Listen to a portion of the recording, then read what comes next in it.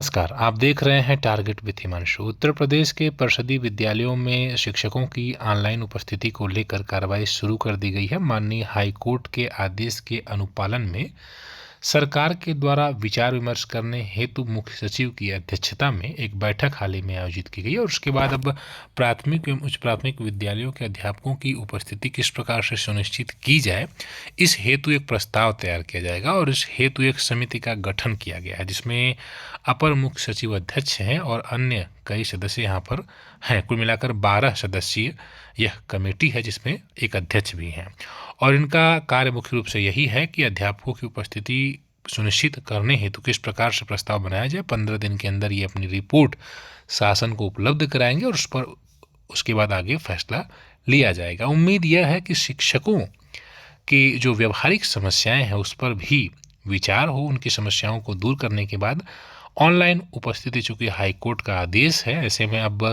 लगभग अनिवार्य सा हो गया है। शिक्षक ध्यान दें, यहाँ पर कुछ शिक्षकों को भी सदस्य बनाया गया है।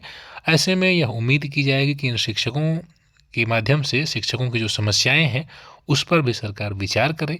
जैसे सीएल हाफ नहीं मिलता है, मान लीजिए कि दोपहर में 12 बजे अगर किसी शिक्षक की तबीयत खराब हो जाए, मान लीजिए किसी शिक्षक के घर किसी की मृत्यु हो जाती है, तो उस दौरान वह किस प्रकार की छुट्टी ले। ऐसी तमाम समस्याएं हैं जो शिक्षकों के सामने होती हैं।